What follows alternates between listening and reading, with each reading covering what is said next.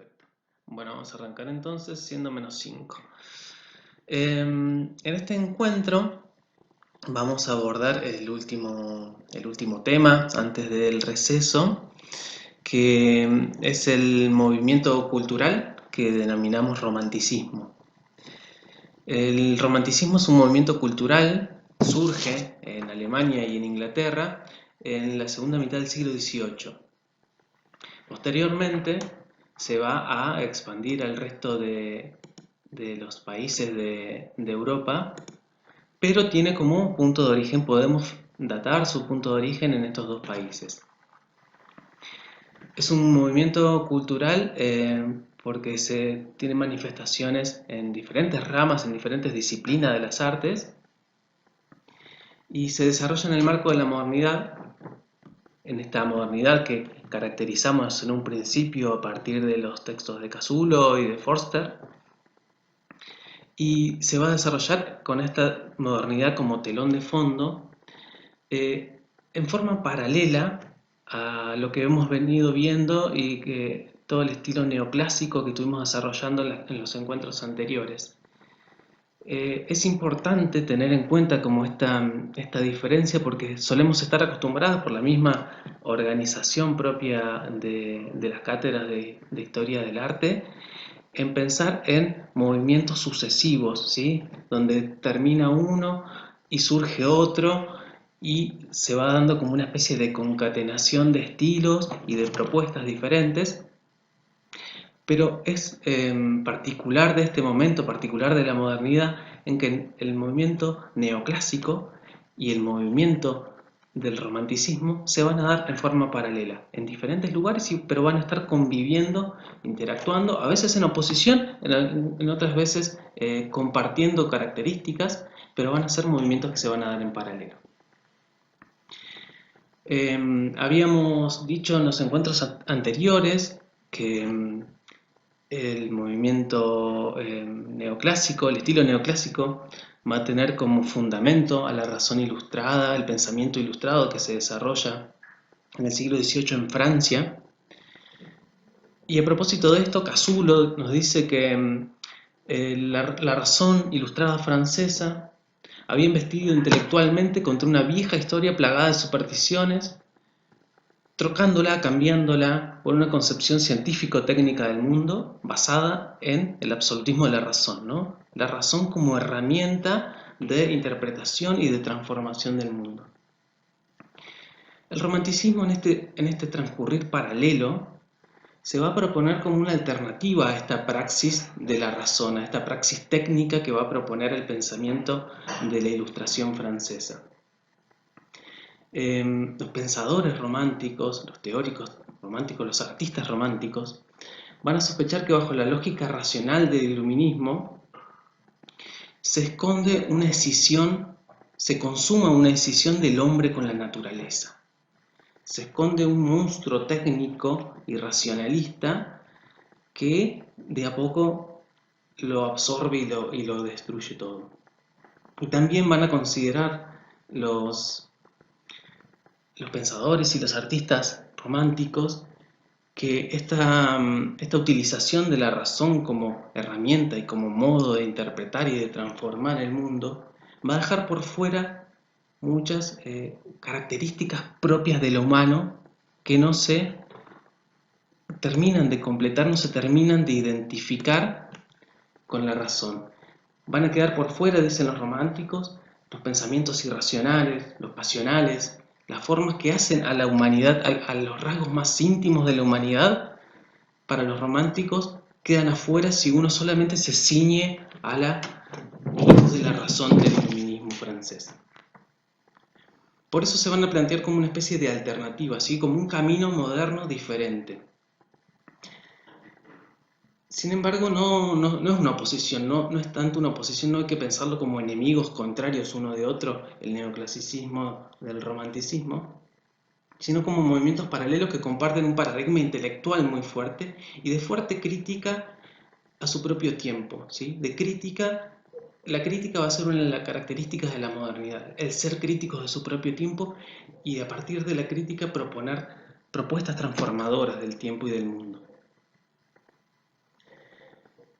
Sin embargo, a pesar de la diferencia que tiene el mundo romántico con el iluminismo francés, es que para el mundo romántico están como en medio de una escisión, de un desgarramiento, ¿sí? Los románticos se sienten como en un tiempo intermedio en el que se ha terminado una historia anterior, una historia antigua vinculada a la espiritualidad y a diversas formas metafísicas de comprender el mundo, y el mundo está cambiando, se está modificando y está yendo hacia un lugar lleno de incertidumbre.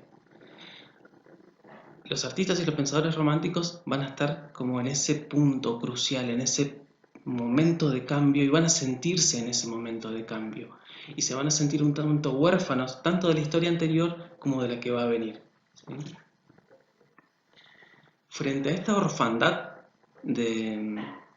respecto del mundo y de la historia, los artistas románticos se van a refugiar como en una interioridad muy fuerte.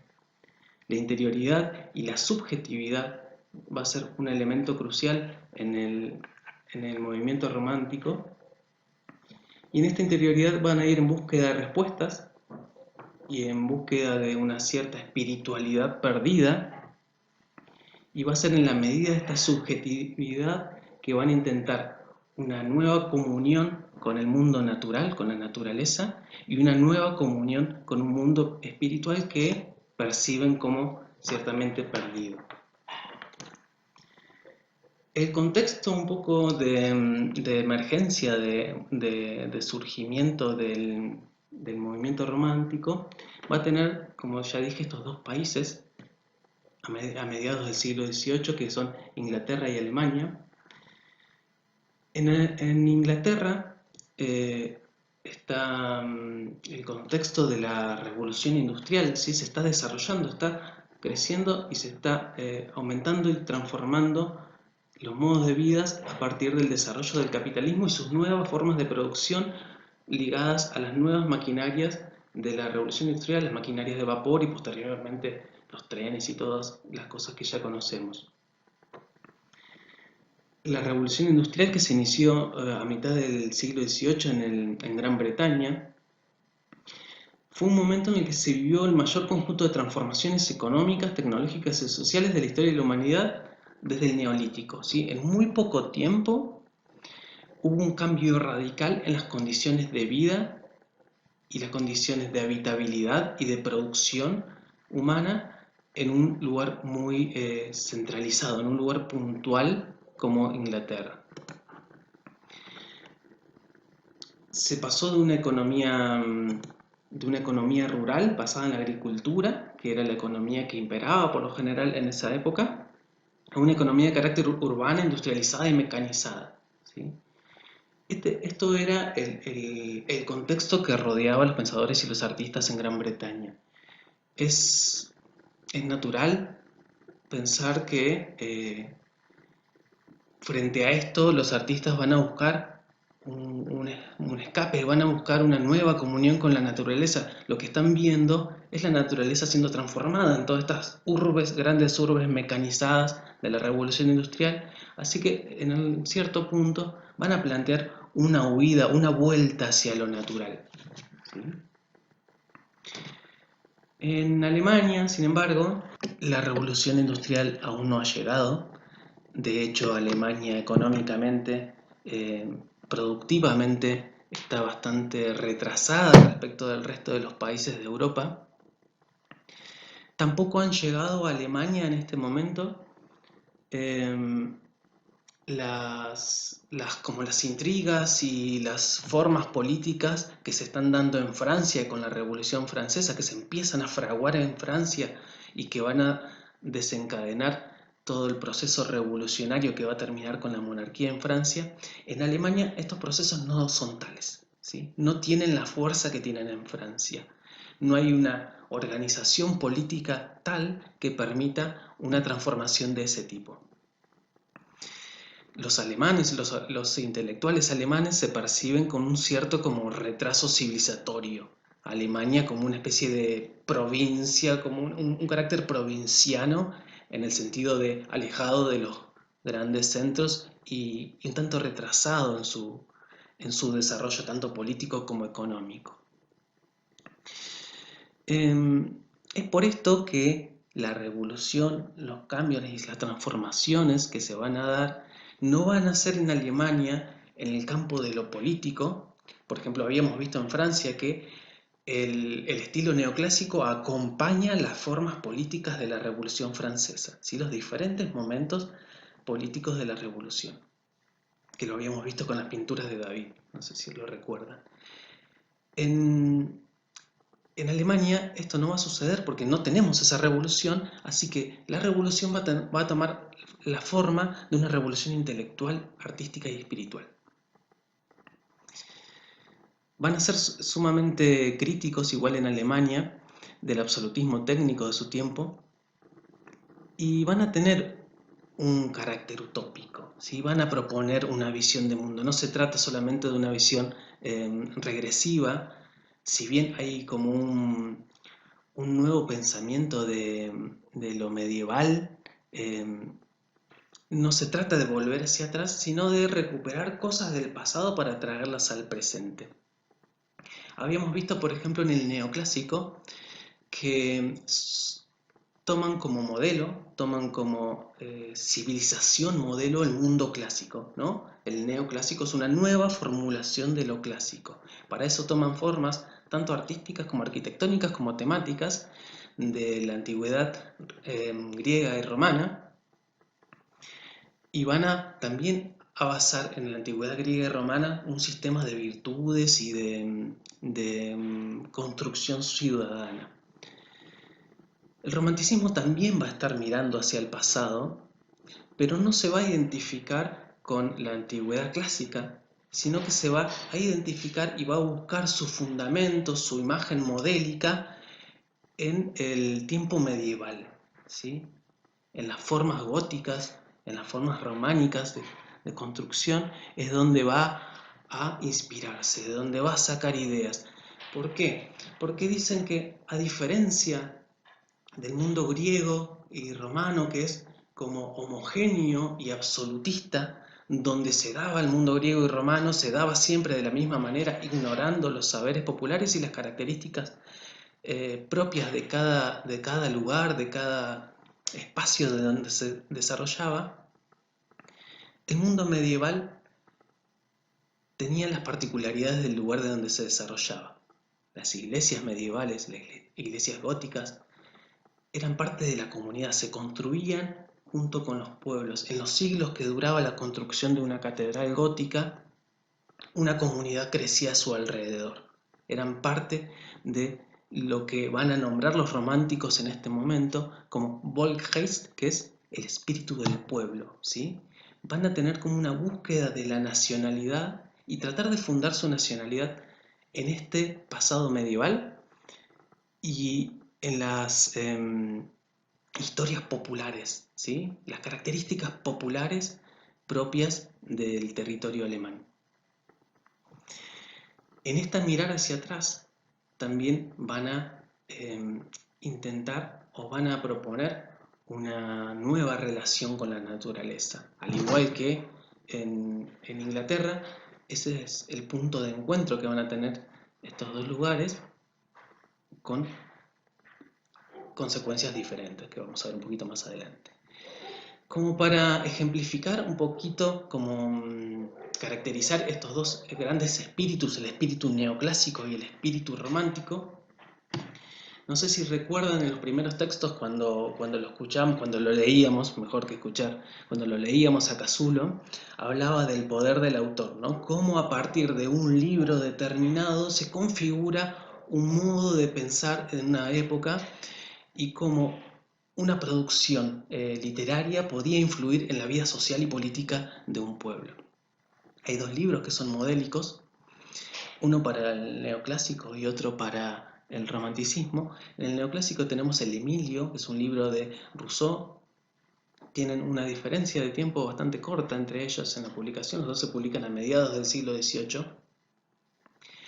El Emilio es una ficción entre un estudiante y su maestro, en donde el maestro lo que hace es enseñarle a través de historias y qué sé yo, los deberes como ciudadano que tiene el Emilio, que es este personaje, que es el estudiante, cómo debe formarse para vivir en una sociedad, las características que debe tener, qué cosas debe cumplir para que sea un buen ciudadano y pueda transformar ese lugar donde vive y la sociedad en la que vive para llevarla hacia un mundo mejor. ¿Sí? Hay una relación muy fuerte con el deber ser, el deber cívico, ¿no? Que es un poco lo que habíamos visto, por ejemplo, en los cuadros del neoclásico. ¿Se recuerdan el juramento de los Horacios, por ejemplo? Esto de el deber con la patria más allá de la vinculación con la propia familia, ¿sí? Este deber que es una característica muy fuerte dentro del mundo francés, dentro de la ilustración francesa. Y por otro lado, tenemos un libro alemán de Goethe, que se llama las desventuras o las penas del joven Werther. Es un libro que está escrito como si fueran cartas ficcionadas, es como si fuera un conjunto de cartas que le manda Werther, que es el personaje, a un amigo. Es una obra de juventud de Goethe, lo escribe muy jovencito, es como una obra casi autobiográfica, está basada en algo que le pasó a él.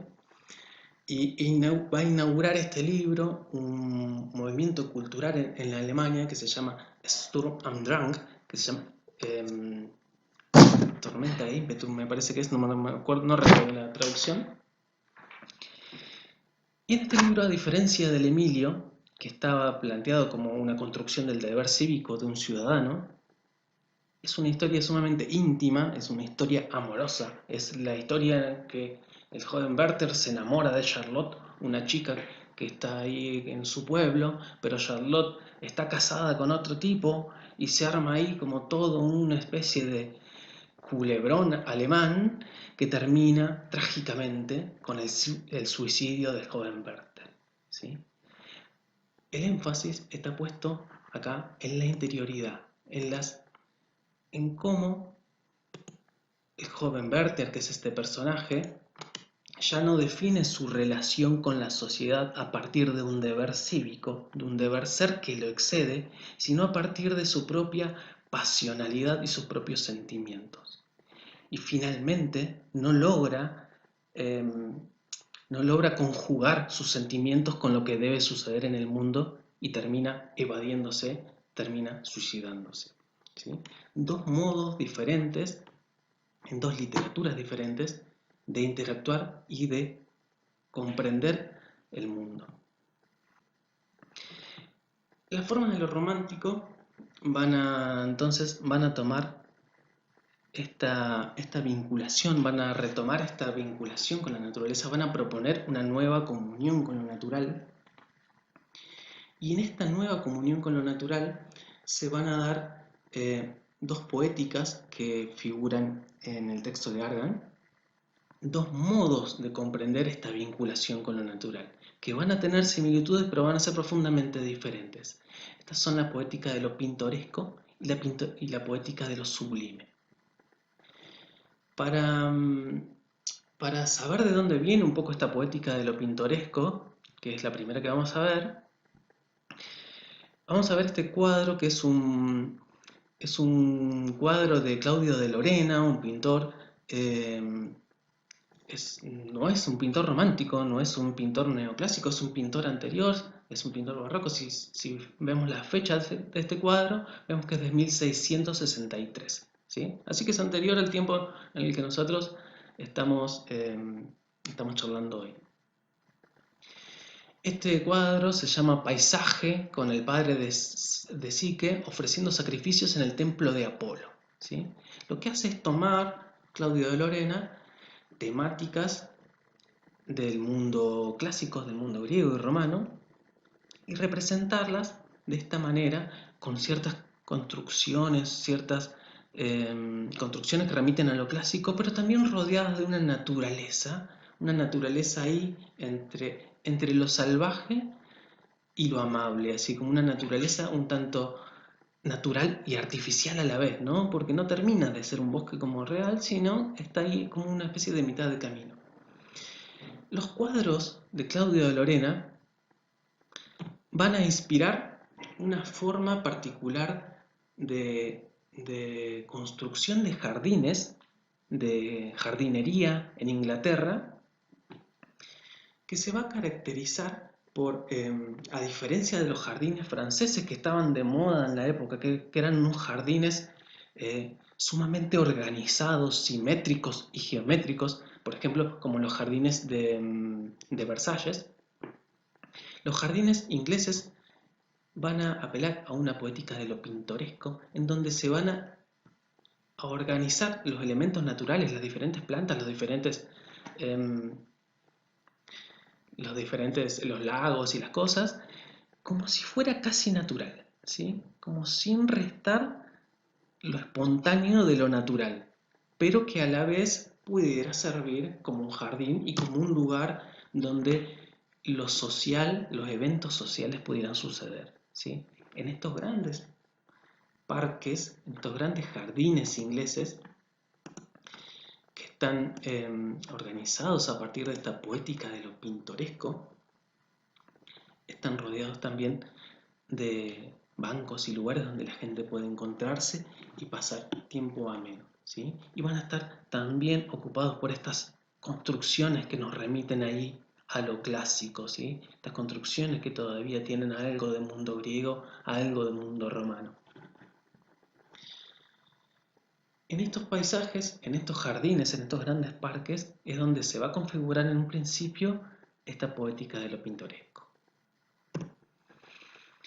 En pintura, quien lo va a sistematizar de alguna manera va a ser un pintor que se llama Alexander Cossens. Uy, ahí tengo un error de tipeo, estoy viendo. Que va a proponer una serie de puntos para los pintores, para que los pintores de paisajes, los pintores de lo pintoresco, desarrollen su producción, teniendo, por ejemplo, en cuenta que la naturaleza sea una fuente de estímulos que se corresponden con sensaciones, ¿sí? Tiene que haber una cierta identificación de las sensaciones con los sentimientos de quien lo percibe. Las sensaciones visuales se dan manchas variadas, no responden a un esquema geométrico. Esto es una diferenciación de estos jardines franceses, ¿no? De esta geometría tan fuerte, de esta simetría tan fuerte, ligada como a una organización más racional del espacio. Acá estamos acercándonos a lo irracional, pero de manera amable.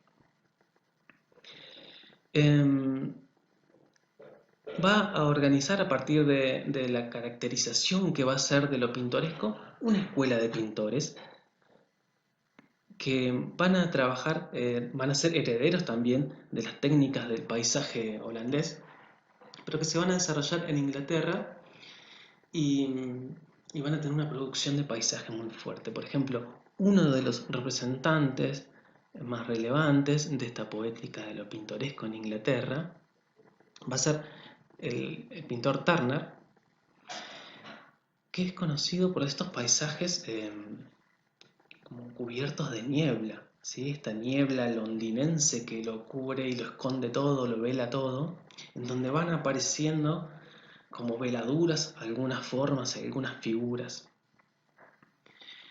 Es conocido Turner por estos paisajes casi... Hay algunos paisajes de Turner que son casi abstractos, es muy poquito el porcentaje de cuadro que se corresponde a un elemento figurativo.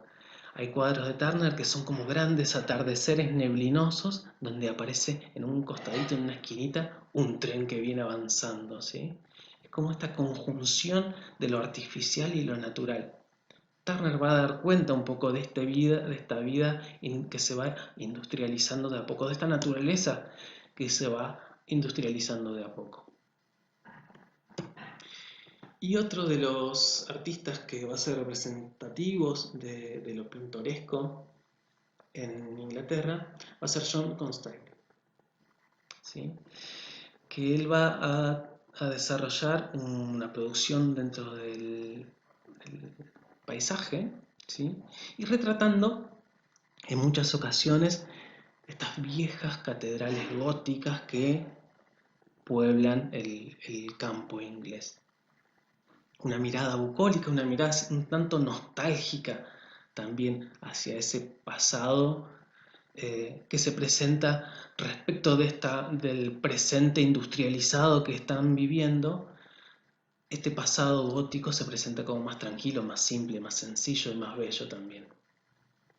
Por eso esta característica de una cierta nostalgia en lo pintoresco.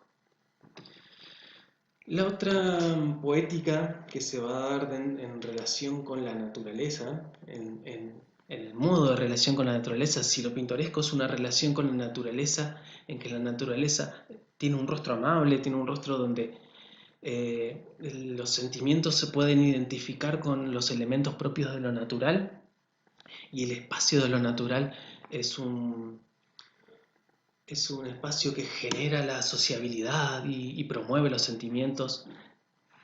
La poética de lo sublime va a entender que la naturaleza no solamente es fuente de sentimientos, sino que también induce al pensamiento, ¿sí? Sobre todo, pensar en la pequeñez del ser humano respecto de la inmensidad de la naturaleza y de sus fuerzas. Cuán pequeño es cualquier construcción humana respecto de la fuerza inestimable de una tormenta, por ejemplo. Uno de los representantes más claros de este movimiento, de esta poética de lo sublime, va a ser el pintor alemán David Friedrich, que acá tenemos un cuadro. Este cuadro no se lo mostré, pero lo vi ayer y me pareció sumamente interesante.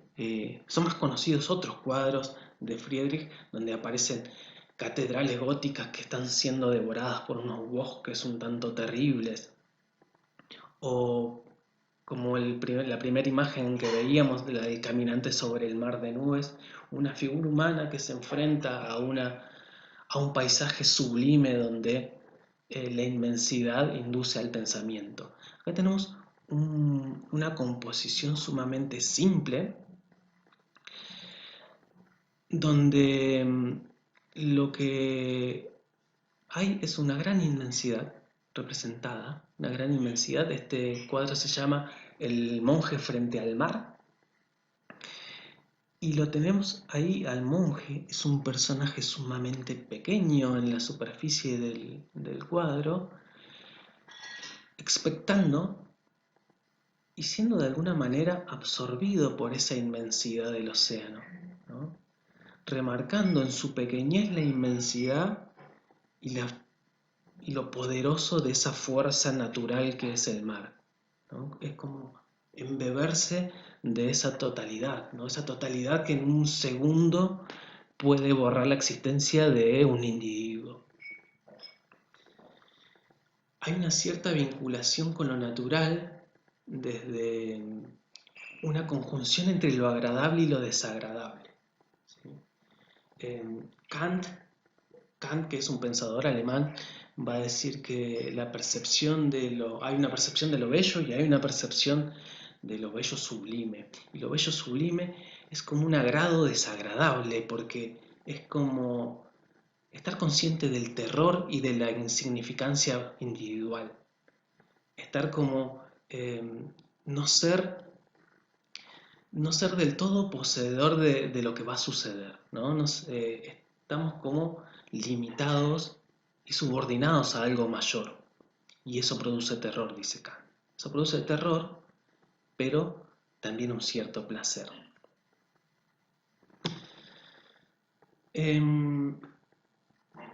Otros de los corrientes que solamente voy a mostrar esta imagen es la corriente de los prerrafaelitas en Inglaterra, que se van a dar y van a promover como una especie de vuelta también a modos de producción previas al Renacimiento.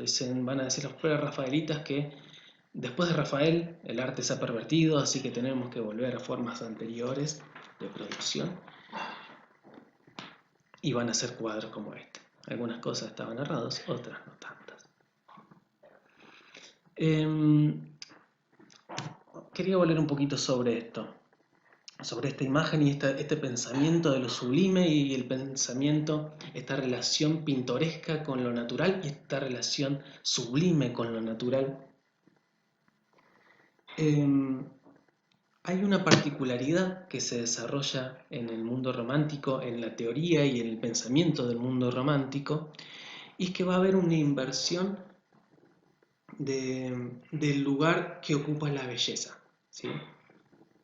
No significa esto de que los artistas románticos van a considerar lo que es feo como bello, no, nada más cerrado, sino que van a considerar que lo bello sublime o lo bello pintoresco, no es algo que resida tanto en el objeto percibido, sino como en quién lo percibe, ¿sí? En el mundo clásico, en el mundo neoclásico, en las construcciones neoclásicas, y si nos vamos un poco más atrás, en las construcciones del arte del Renacimiento, la belleza respondía a una cierta organización de las formas. Una forma para que fuera bella, esta forma podía ser una persona, podía ser un cuadro, podía ser una escultura. Para ser considerada bella, debía tener una cierta relación entre sus partes, ¿sí? Una cierta armonía entre sus partes. Entonces, podemos entender que la belleza estaba en ese objeto, residía en esa relación armónica entre sus partes. Podríamos decir que el David de Miguel Ángel es un objeto bello porque tenía una relación armónica entre todas sus partes, ¿sí? La belleza está en el David de Miguel Ángel. Sin embargo, para los artistas y los pensadores románticos, la belleza no está en el objeto, ¿sí? La belleza es algo que se percibe. La belleza va a ser algo más subjetivo, va a ser algo que quien percibe posa y le otorga a cierto objeto. Hay una vuelta hacia la subjetividad, ¿sí? La subjetividad, esta subjetividad que va a ser la fundante del pensamiento romántico.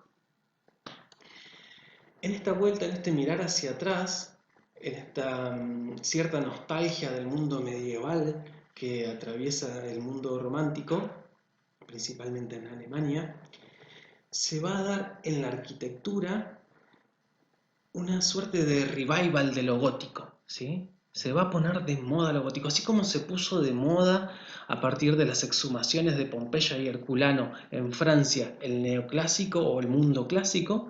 En Alemania se va a poner de moda el mundo medieval, ¿sí? Y las construcciones góticas. Va a haber una fiebre de lo gótico en Alemania,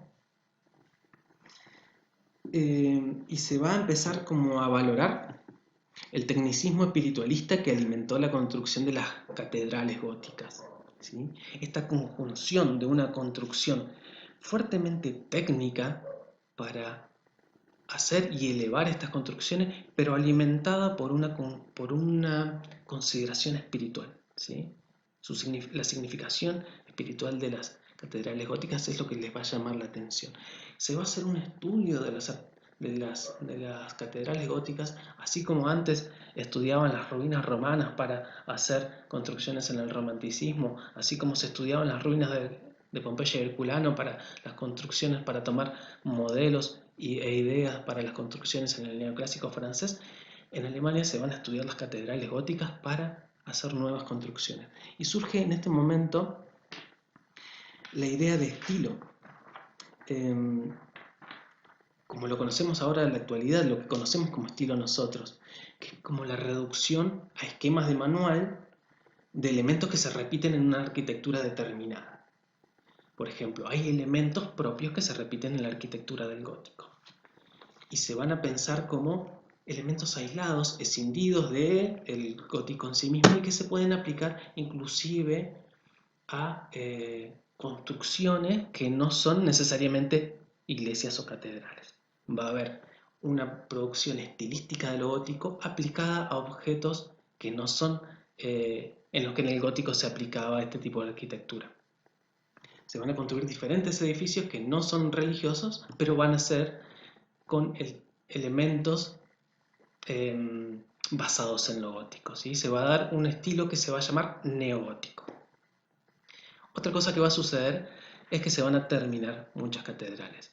Ustedes recuerdan que las catedrales góticas, como eran construcciones tan monumentales, tan gigantescas, esta es la Catedral de Colonia en Alemania, habían quedado inconclusas. El transcurrir de los siglos no había alcanzado para terminarlas, habían sido tan costosas y tan faraónicas sus construcciones que no habían quedado inconclusas. Muchas de ellas habían quedado inconclusas.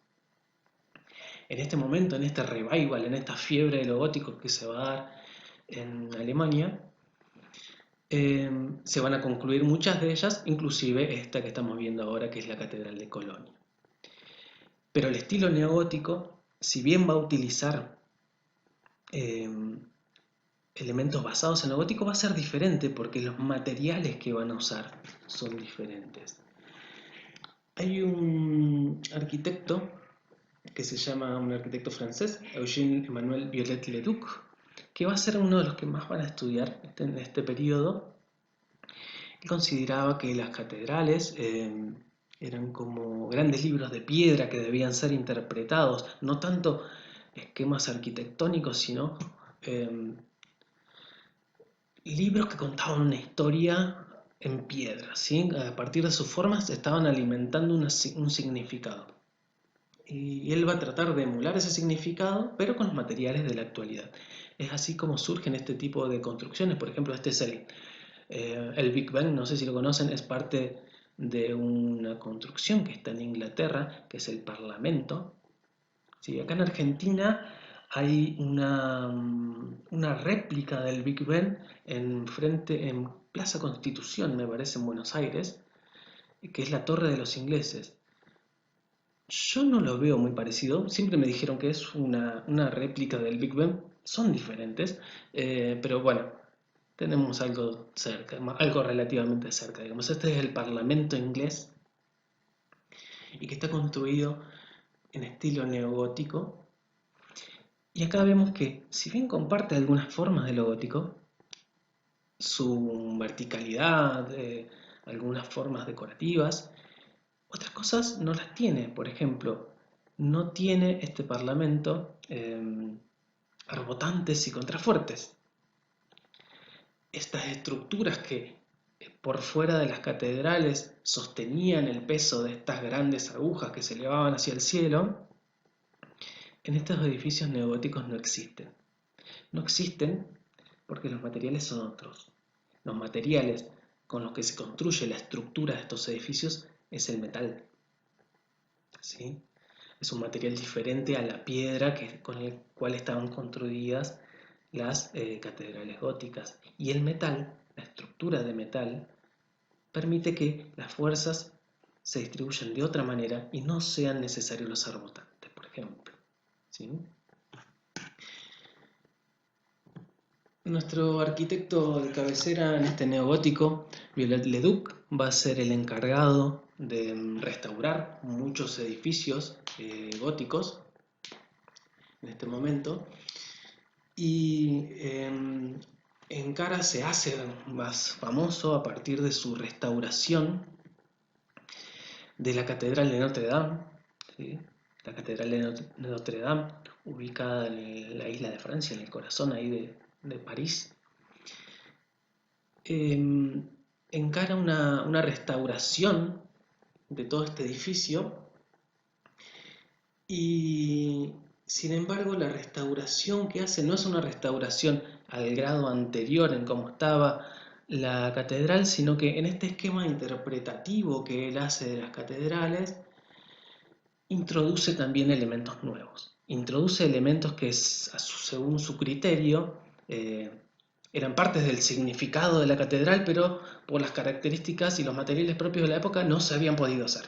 ¿Sí? Y él venía como a completar a partir de su interpretación estas estructuras adosándoles nuevas formas. Es el caso de la aguja, esta aguja que agrega a Notre Dame. Notre Dame tenía una aguja hasta el año, a ver, si me fijo, 1786, hasta el año 1786, Notre Dame había tenido una aguja, pero que es por su deterioro, por el paso del tiempo, la habían tenido que quitar y no había registro de cómo era esta aguja, no había un registro arquitectónico.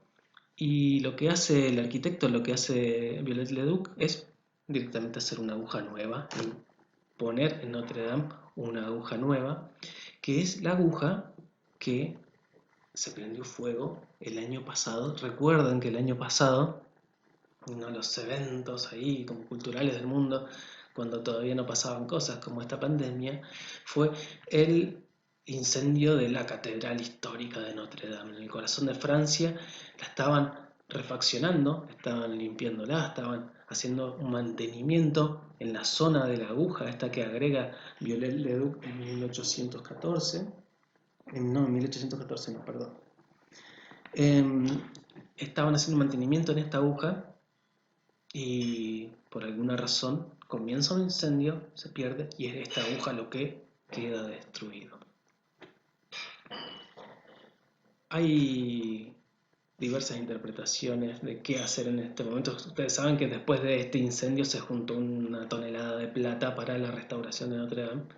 Algunos sostienen que se debe volver a construir la aguja, otros que se tiene que volver a un plano original y otros que se tiene que hacer una aguja completamente de cristal. Más afines como al pensamiento de Viollet-le-Duc, quieren hacer una propuesta nueva de acuerdo a los materiales propios de nuestro momento, interpretando lo que se quiso hacer en ese momento y no se pudo. Acá vemos un ejemplo de estas reducciones a manual de estilo gótico, donde se analizan las diferentes partes que eran conformantes de las catedrales para poder después aplicarlas a otros edificios.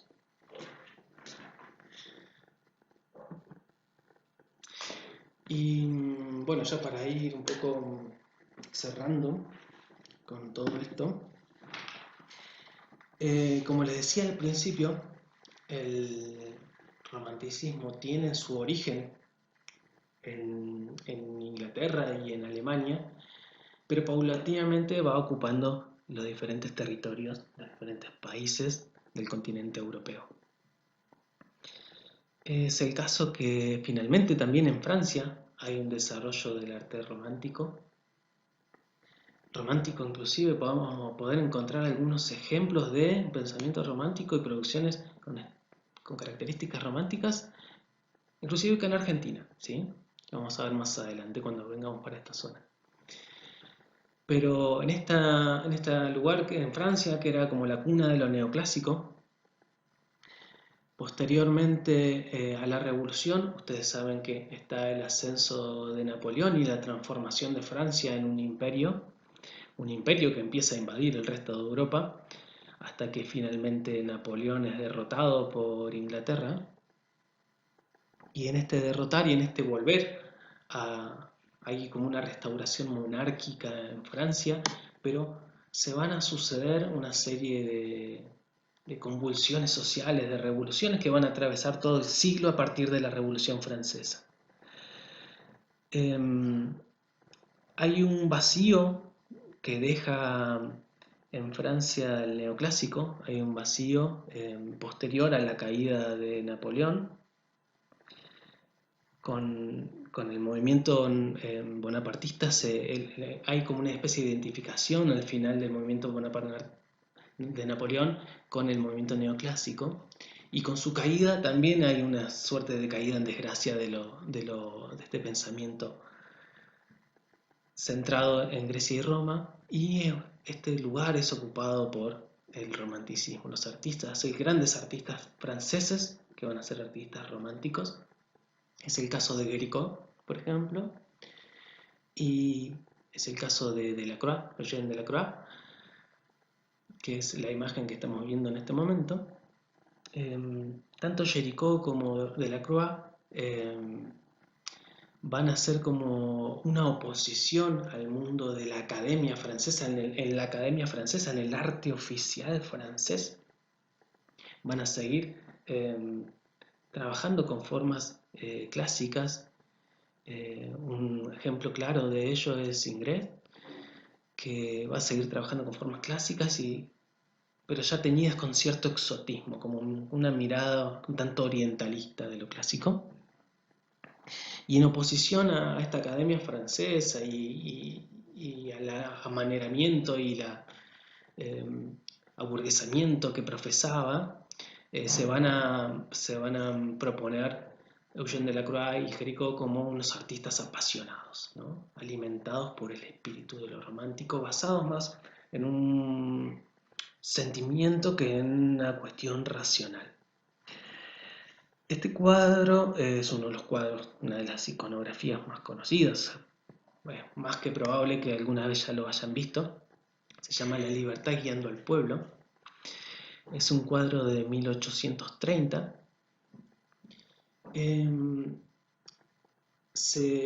Por un lado, es un cuadro que representa los levantamientos sociales y la revolución que se va a dar en Francia y en París específicamente en 1830. Delacroix es parte de este levantamiento, está ahí en las barricadas y hace este cuadro de alguna manera alegórico de ese momento. Pero también este cuadro cuenta con, si bien está basado como un hecho real, digamos, podríamos pensarlo como una crónica de alguna manera, pero está teñido de ciertas características que lo hacen más alegórico también y lo vinculan a lo romántico.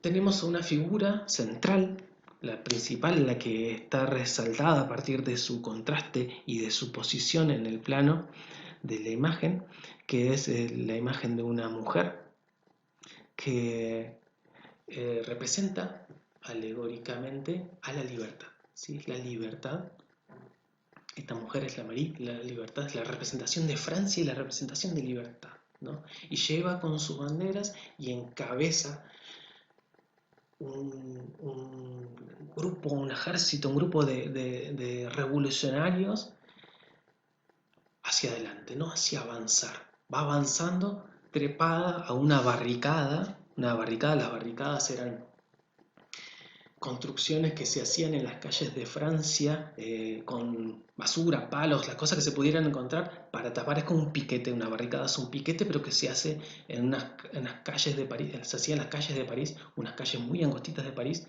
que cruzándole un par de cosas ya se podía hacer una barricada y que funcionaba como lugar para parapetarse, cubrirse de los avances del ejército francés y tirar piedras, ¿no?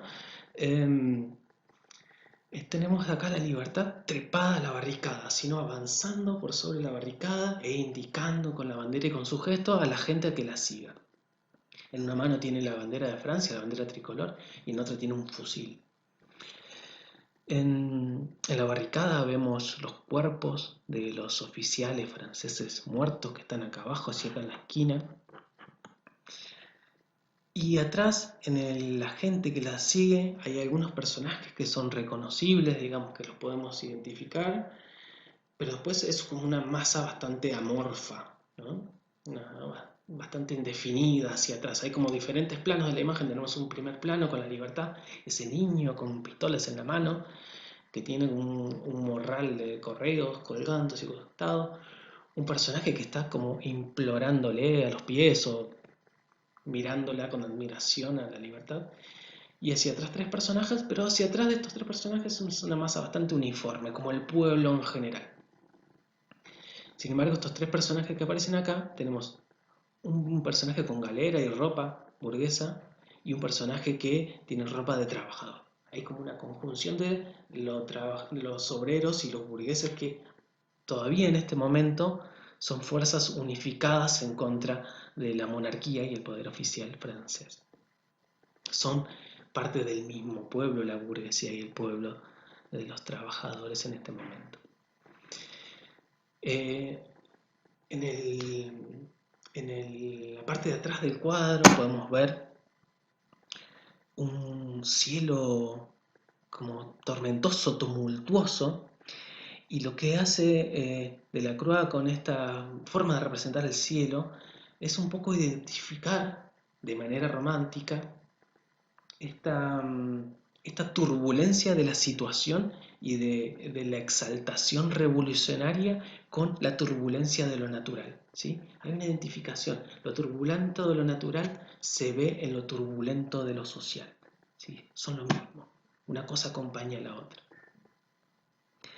En el fondo podemos ver hacia la derecha algunas construcciones típicas de París y allá en el fondo aparecen las torres de Notre Dame, otra vez Notre Dame, con humo saliendo y un poco de sus torres, está un tanto incendiada, tal vez anticipando el incendio de 2019, aparece un tanto incendiada por estas huestes revolucionarias. Y el cuadro tiene una composición que lo hace avanzar hacia el espectador, ¿sí? Aquel que mira este cuadro está siendo de alguna manera interpelado. Es una interpelación que no es del orden de lo racional, no es una interpelación del orden de lo clásico, no hay un pensamiento del deber ser, sino del orden de las pasiones, ¿sí? Esta interpelación de este cuadro que avanza hacia el espectador está forzando a tomar partido, ¿sí? A sumarte a este grupo de gente que avanza, sumarte a la revolución o ser atropellada por ella, ser pisoteada por la revolución. Con esto termina lo que quería contarles, un poco de romanticismo, con algunas de sus características y algunos de sus artistas. Probablemente los profe Walter y Caro quieran agregar algo más, agregar cosas y después sumamos a la parte de preguntas.